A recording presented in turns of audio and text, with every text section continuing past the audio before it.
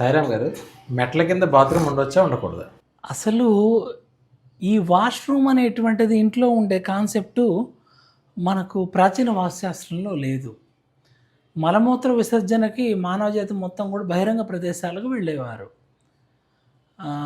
స్నానం ఒకటి మాత్రం పురుషులు బావి దగ్గర ఎక్కడైనా చేసేస్తే మహిళలకు మాత్రం స్నానాల గది ఒకటి ఉండేది.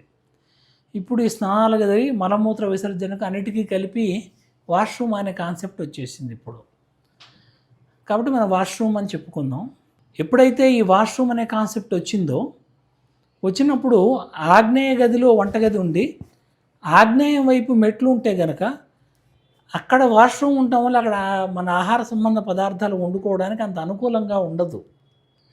ఏదైనా బ్యాడ్ స్మెల్ రావడానికి అవకాశం ఉంటుంది కాబట్టి అలాంటప్పుడు తప్ప ఇతర సందర్భాల్లో మనం హ్యాపీగా మెట్ల కింద కట్టుకోవచ్చు. అదొకటి. తర్వాత విషయానికి వస్తే మెట్ల కింద కట్టినప్పుడు దానికి ఆ చెడుగాలి బయటకు పోవడానికి కూడా విండోస్ లాంటివి పెడతారు. ఎవరైనా కొన్ని సందర్భాల్లో ఈ మెట్లు ఎక్కుతూ ఉన్నప్పుడు వాష్రూమ్ వినియోగించుకోవటం అంత సౌకర్యంగా ఉండదు కాబట్టి అటువంటప్పుడు అనుకూలంగా ఉండదు కాబట్టి వేరే చోట నిర్మించుకునే ప్రయత్నం చేస్తే మంచిది. ఇది ఆధునిక వాస్తు ప్రకారం వాష్రూమ్ మెట్ల కింద ఉండటం తప్పేం కాదు. ఎప్పుడైతే ఈ వాష్రూమ్లు అనేటువంటివి చాలా దూరంగానో బహిరంగ ప్రదేశాల్లో ఉన్నప్పుడు మనం చూస్తే మనిషి ఆరోగ్యంగా ఉండేవాడు.